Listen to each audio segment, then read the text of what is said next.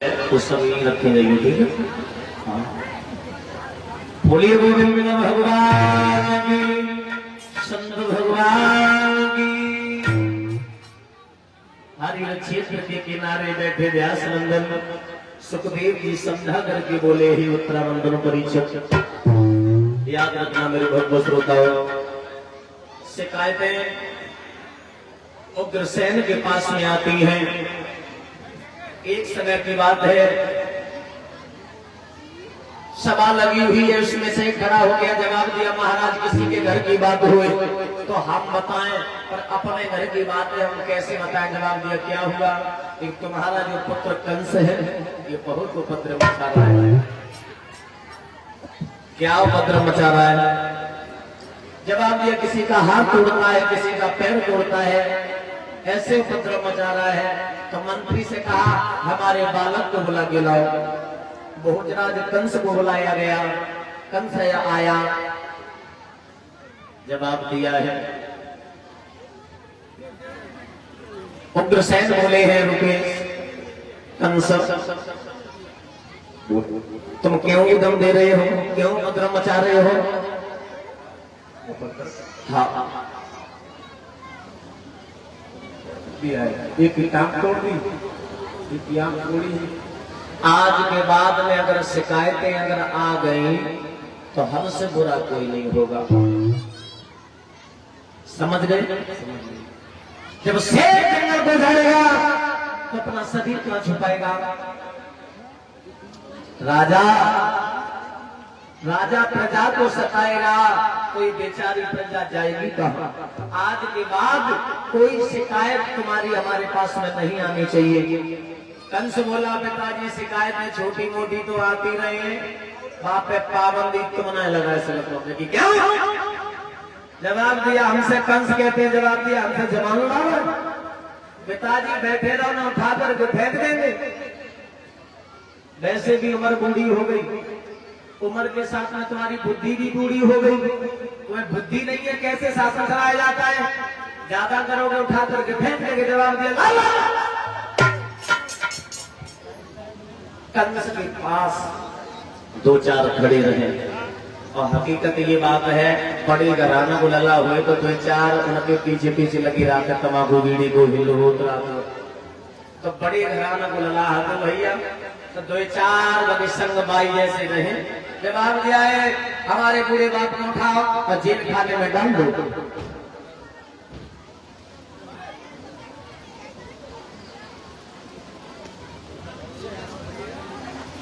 Jail खाने में अपने पिता को लिया, जेल खाने में जब डलवाया है, अब गद्दी पर बैठ गया, और जैसे ही गद्दी पे बैठो, मंत्री से जवाब दिया है, मंत्री अब हमारी तुम शादी करवा दो। हेलो, शादी? हाँ, अभी शादी हो गए, हम योग्य हो गए, शादी करोगे? हाँ, तो निकल जाए, अब जाओगे? अरे अब जाओगे, जब तक वापस लौट के आओगे तब तक हम बूढ़े हो जाएंगे। अरे ध्यान धर के देखो, कोई बिटिया हुए हमारे लोग लाए। हाँ, है कौन है वो? कहाँ के? वही कोई सुंदर होनी चाहिए, सुंदर विचार होने चाहिए। तो एक नहीं महाराज, दो है। मंत्री बोला, महाराज आओ हम तुम्हें बताते हैं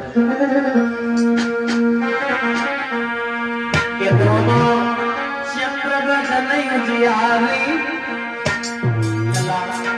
दोनों चंद्रवदन उजियारी,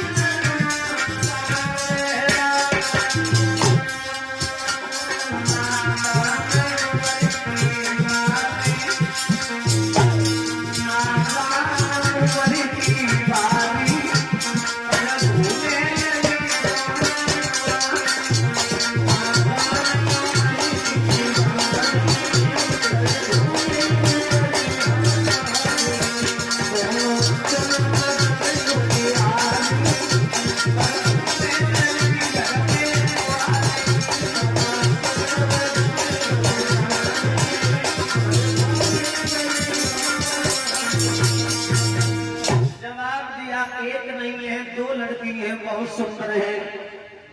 जवाब दिया मगध के रहने वाले जरासंध की लड़की है अस्थि प्राप्ति। जवाब दिया मैं आज ही जा रही है।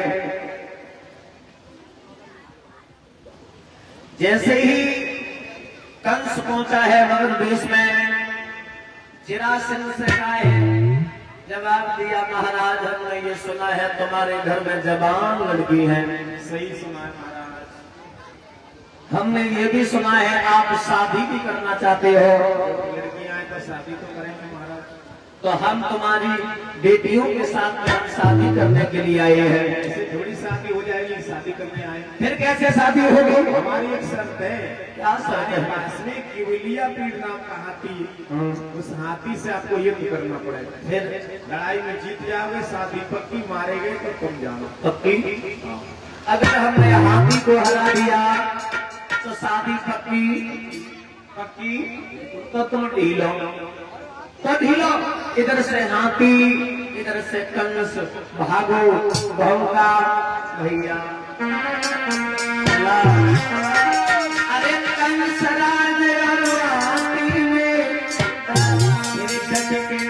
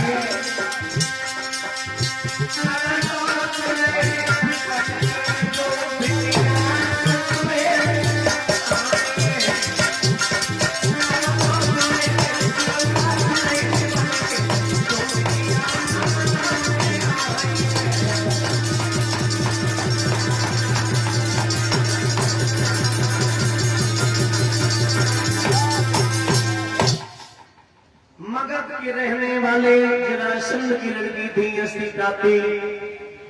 भोजराज कंस ने हाथी को उठाया, सिंह पकड़ के जमीन में पटक दिया। पटकने के बाद में जरासंध ने अस्थि प्राप्ति जो लड़की थी शादी कर दी और दहेज के रूप में भोजराज कंस को वो हाथी भी दे दिया। इससे भी ले जाओ, ये भी हमारे किसी काम का नहीं है। भोजराज कंस गद्दी पर बैठा है, मंत्री से कहा मंत्री हमारे बूढ़े बाप थे, बुद्धि नहीं थी कैसे शासन चलाया जाता है, अब हमारे हिसाब से शासन चलेगा। आज से मंदिर कोई नहीं जाएगा, यज्ञ कोई नहीं करेगा, तुम्हें संत जहां मिल जाए पीले वस्त्र वाले हम लेकर के आओ, हमारी जेल खाने में डाल दो, मंदिरों को तोड़वा दो, मूर्तियों को भिजवा दो, जितना भी यज्ञ में चढ़ाते हो खुद खाओ, हड्डी मजबूत हो जाए।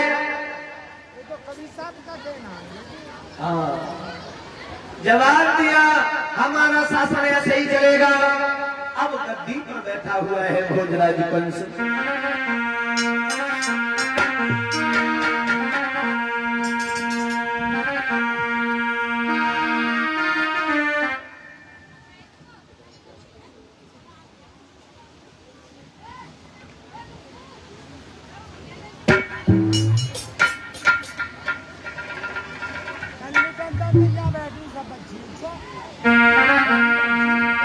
अधिकारी लो जब कंस राज अपने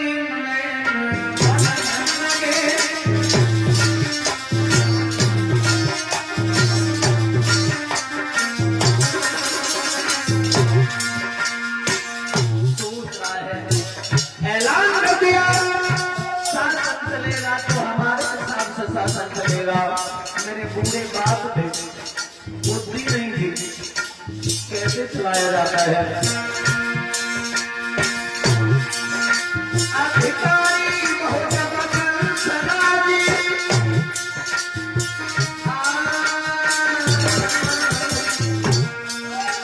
अधिकारी बहुत कंस राज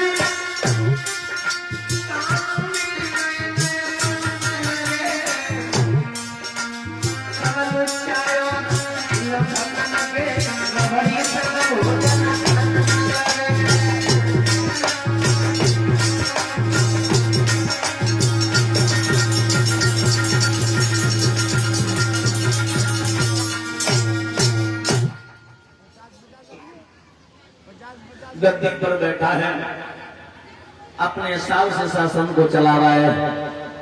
एक समय की बात है, याद रखना।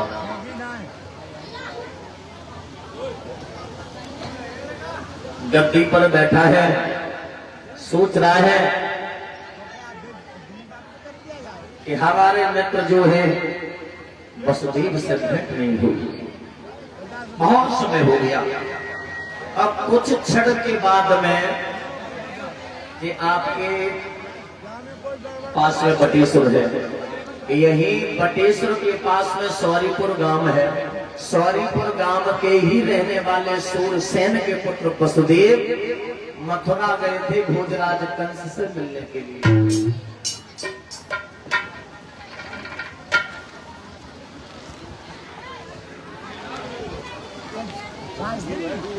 तुम लोगों ने कमी करिए ताकि बने कोई चीज का विचार करिए, कछु करिए। उग्रसेन जेल खाने में डले हैं, संत जो भी थे वो जेल खाने में डलवा दिए हैं। वसुदेव कंस से मिलने के लिए पहुंचे। कंस ने आता हुआ देखा, उच्चासन पर बैठा दिया, जवाब दिया, भैया बड़े दिनों बाद आपका आगमन हुआ है। हमारे मन में एक आशा थी, हमारे मन में एक इच्छा थी, कहो तो हम बोले। जवाब दिया, क्या इच्छा थी? सुनो मेरी बात। हमारे चाचा हैं देवक, और देवक की लड़की है देवकी, हमारी चचेरी बहन है। हम तुम्हारे साथ में शादी करना चाहते हैं। जवाब दिया, शादी? हाँ। अरे शादी ऐसे थोड़ी नहीं होगी तो, अरे तुम कहो तो कल नहीं आज हो जाए। इसमें सोचने की बात क्या है और इसमें पूछने की क्या बात है? अरे हम तो तुम्हारे मित्र हैं, जो आपकी इच्छा है तो हमारी इच्छा है। कंस प्रसन्न हो गया। जय हो भैया बेटी।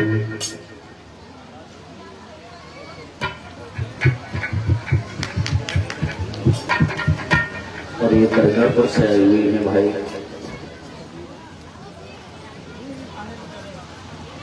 अनिल भैया करगापुर से आई हुई है।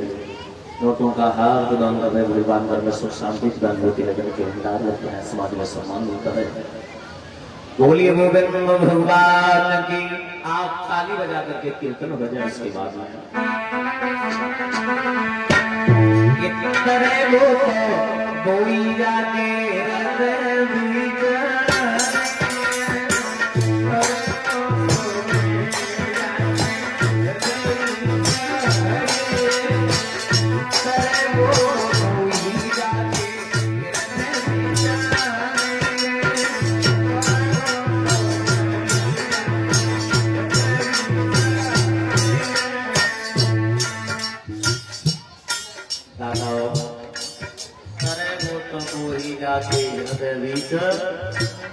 परमात्मा है। आप सोचो, पूरे दिन पाप करो, पूरे दिन पाप करो, संध्या को गंगा नहा लो, क्या पाप धुल जाएंगे? पाप कभी नहीं धुलेंगे। गंगा नहाने से पाप कौन से धोते पता? जो अनभूल में जो पाप हो जाते हैं वो पाप कटते हैं। जान बूझ करके पाप किया हुआ वो गंगा मैया स्वीकार नहीं करती। गंगा आए रे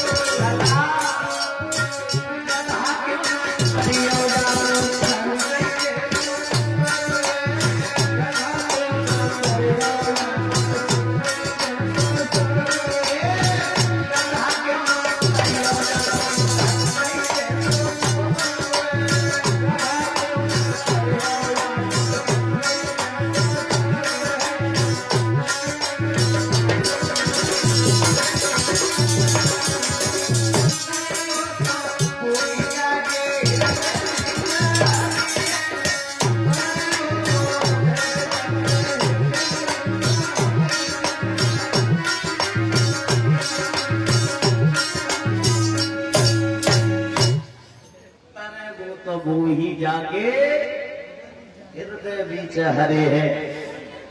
गंगा नहाए विषय अगर साधु तरी गए तो मछली रण क्यों ना तरेगी, वो तो गंगा ही में रात 24 घंटा है। कभी स्नान करने से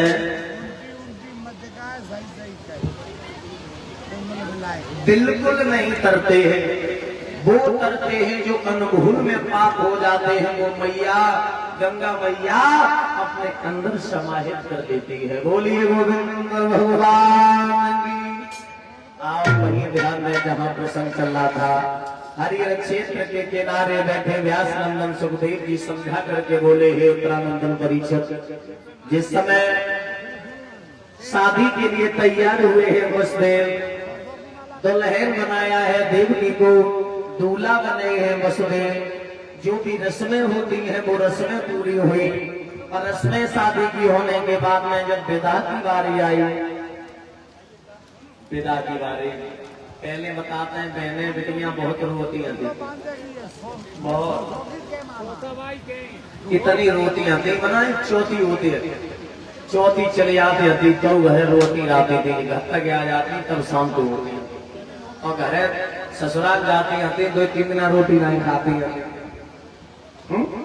अब का है, अब तो बड़ी जबान नहीं बोलो है, ने गाड़ी में बैठे माधव के भाई की चुप्पा है, केवल दत्तूर हो तो केवल हाँ मैं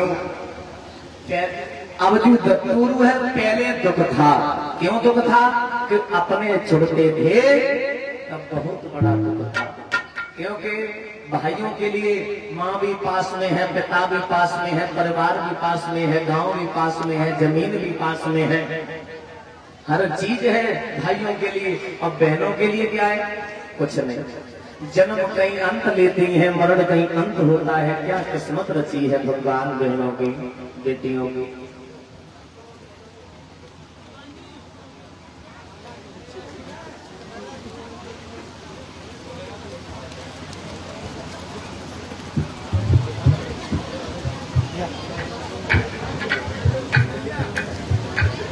याद रखना मेरे भक्त श्रोताओं, बहन रोकर के बोली भैया क्यों भेज रहा है? तो कंस कहने लगा हर बहन को जाना होता है एक न एक दिन। रो करके देवकी बोली है कंस से भैया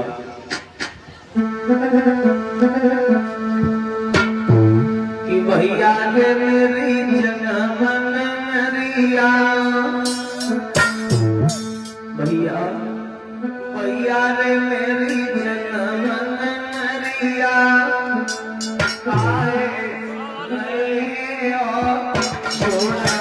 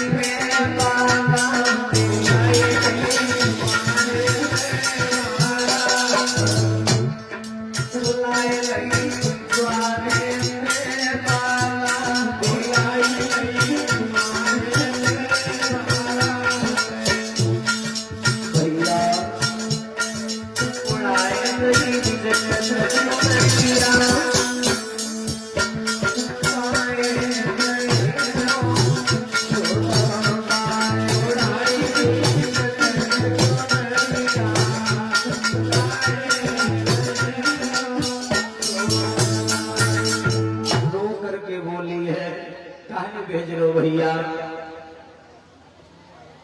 अशोक यादव ये बड़ा रहने वाले नोटों का हाथ हमारे गर्दन में पहना रहे हैं। भगवान घर में सुख शांति दान होती रहे, धन के भंडार भरते रहे। जवाब दिया भैया मैं तेरे बिन कैसे रहूंगी। जवाब दिया बहन, हर बहन को एक न एक दिन हर बहन को जाना होता है, अपना घर बसाना होता है। बहन रो करके बोली भैया अगर हमें तू नहीं रहा तो जवाब दो न। बहन हर बहन को जाना होता तो भैया एक मेरी बात सुन।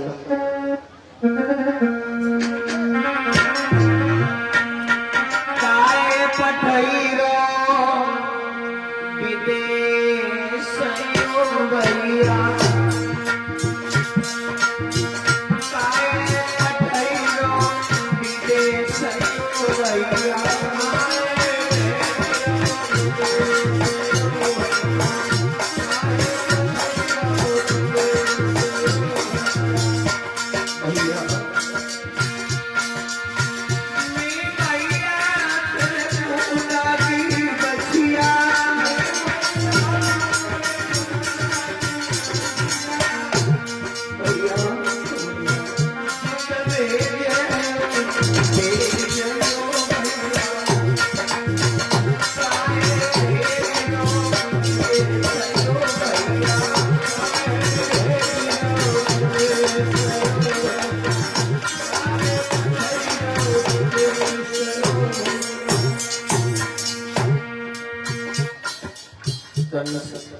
अपनी बहन को समझाता हुआ बोला बहन सुन, ओ मेरी बहन क्यों रोती है, बेटी पराया रोती है। तेरी चौथी जगह पटेश्वर से क्यों थी।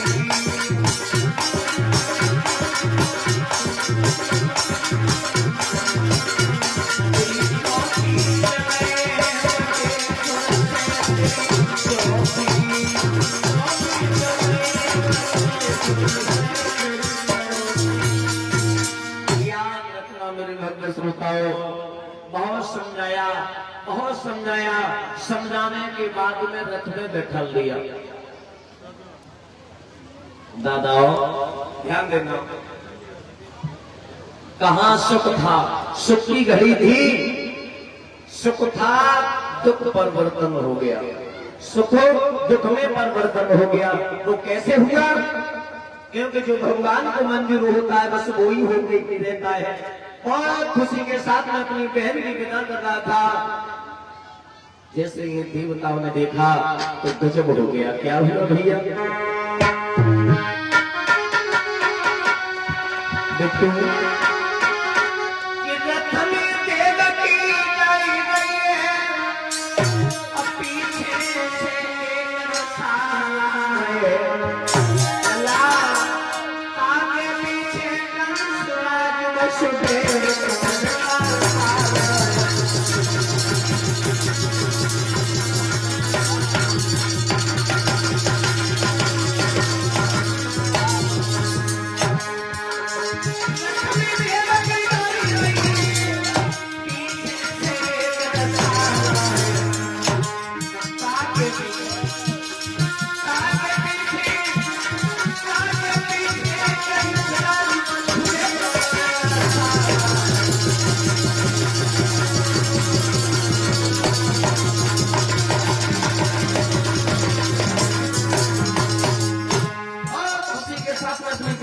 कर रहा था।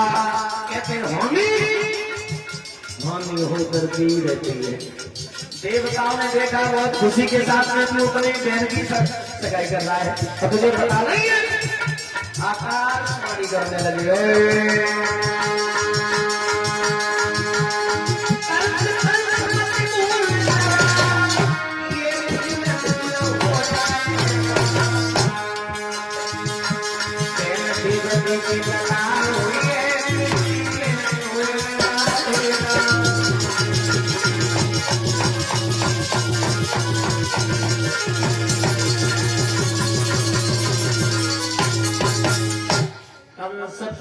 मत भूल जरा ये फूल धूल हो जाएगा। बहन देवकी के आठमो लाल हुई है, मिट्टी में तोए मिलाएगा।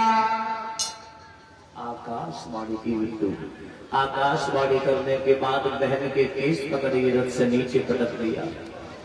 जवाब दिया, मैं वो वृक्ष ही नहीं छोड़ूंगा जिस पर फल आए। बहन रो करके बोली, भैया अभी हमारे अभी तो बहुत खुशी के साथ में वेदांत कर रहा था बिट्टू, अब वेदांत कर रहा था, अभी क्या हुआ? भोजराज कंस ने कहा है, जवाब दिया, अगर अभी आकाशवाणी हुई तब तेरे कान के पर्दे फटने के क्या?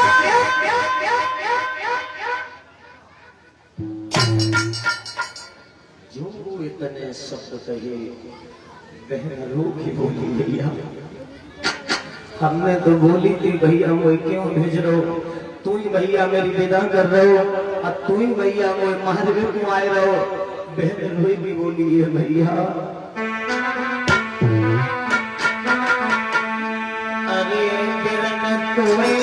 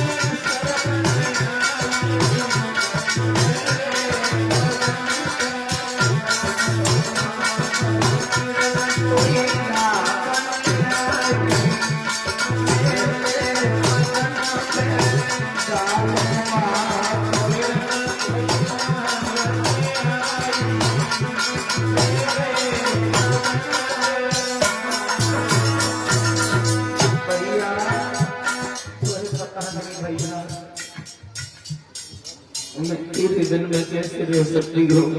मैं तुझे बहुत अपनी आत्मा से तुझे ज्यादा चाहती हूँ और तू मुझे मारना चाहता है, तू मुझे मारना चाहता है भैया।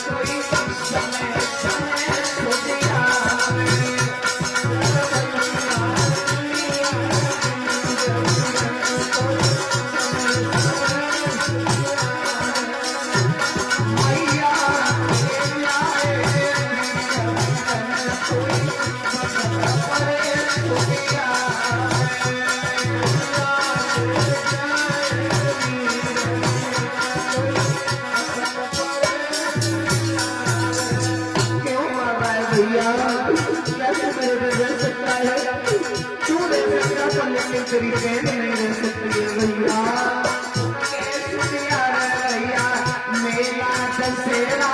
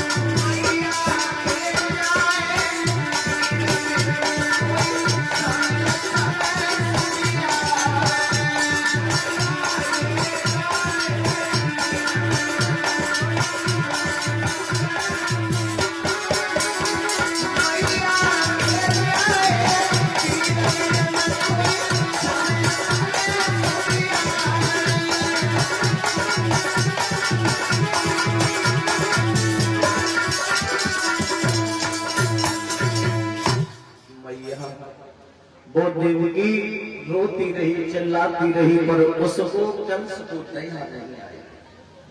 जवाब दिया, तलवार निकाली, मारना जैसे ही चाहा वसुदेव बीच में आ गए। जवाब दिया, कंस इस तलवार में बड़े बड़े क्षत्रियों का लहू चूसा है, क्या इस अबला की प्यासी आज भी बनी रही? कंस बोला, आप कहना क्या चाहते हो? जवाब दिया, मैं कहना ये चाहते हैं, मुझे ये बताओ तुम्हें बैर अपनी बहन से है या संतान से है? जवाब दिया, मुझे बैर संतान से है। तो वसुदेव ने बात घुमा दी। जवाब दिया, मैं वचन दे रहा हूँ, गंगा मैया साक्षी है, तुम्हारे बहन के गर्भ से जो भी संतान जन्म लेंगे हम तुम्हारे हवाले करते रहेंगे। अपनी बहन को मत मारो। छोड़ दिया। जैसे ही चले हैं, जवाब दिया, वसुदेव तुम बटेश्वर नहीं जाओगे, तुम हमारे मथुरा में ही रहो। बटेश्वर अगर तुम रहे, संतान ने जन्म लिया, मुझे ज्ञात भी नहीं होगा, हमारा काल आ जाएगा, मुझे मार देगा, मैं मरना नहीं हो रहे हैं। ब्रह्मा जी के पास में पहुंचे, प्रभु मेरी रक्षा करो, प्रभु मेरी रक्षा करो। जवाब दिया, ब्रह्मा जी ने साफ मना कर दिया, हम तुम्हारी रक्षा नहीं कर पाऊंगा। तेरे सुनी बतारी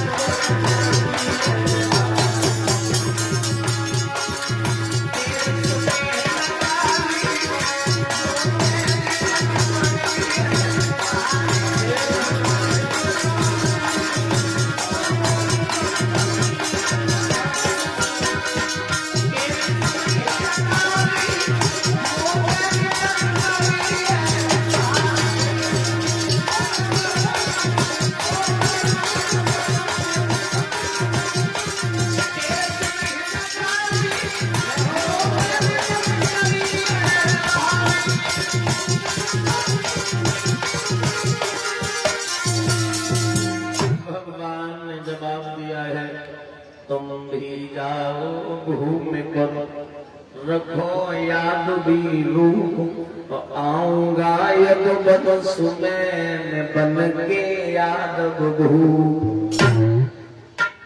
आप भी जाओ, मेरा समय आ जाएगा तो मैं भी चले आएंगे। आप चले जाओ, मैं जरूर आऊंगा भक्तों के आंसू को पोंछने के लिए। भगवान ने देवताओं को भेज दिया है सुभूतल पर, और भेजने के बाद में याद रखना मेरे भक्त श्रोताओं, हरिहर क्षेत्र के किनारे बैठे व्यास नंदन सुखदेव जी समझा करके बोले, हे उत्तरानंदन परीक्षित, जो देवतागण आए हैं, धीरे धीरे धीरे धीरे देवकी के गर्भ फेरा, और जब प्रसव की पीड़ा आई तो पिट्टू गजब हो गया।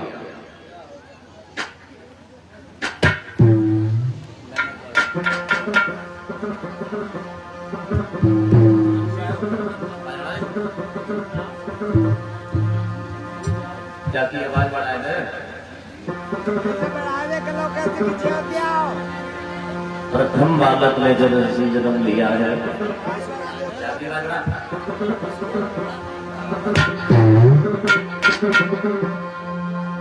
जगमग जगमग होए लला और जेल में आए धनु रे दियो।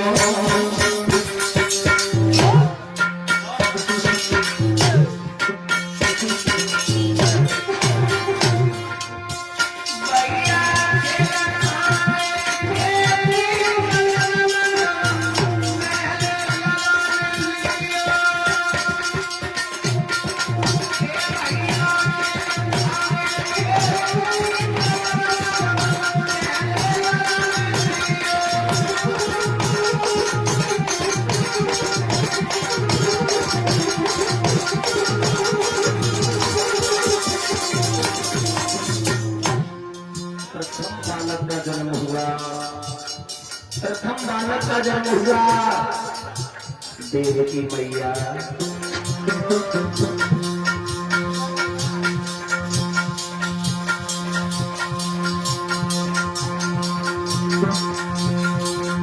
अरे देवकी मन में मगन भई, अरे देवकी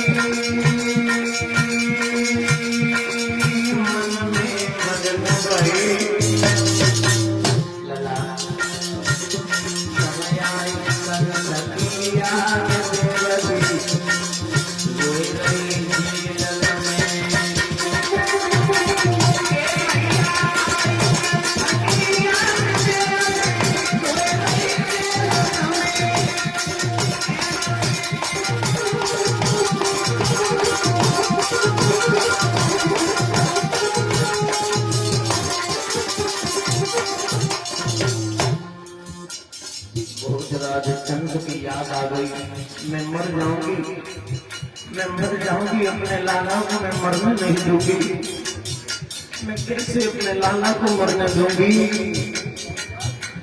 मैया रोने लगी, बोली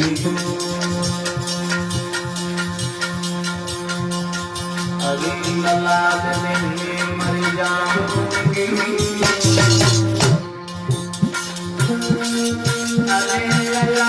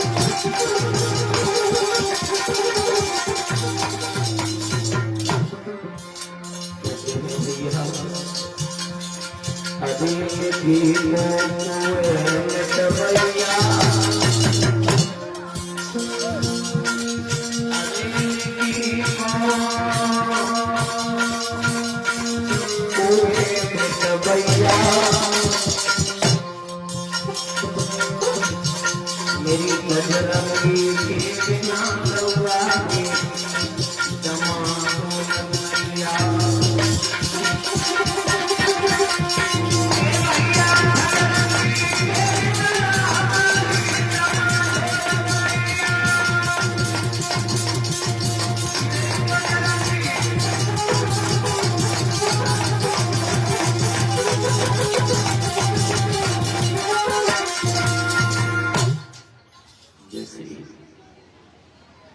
जैसे ही वसुदेव ने समझाया,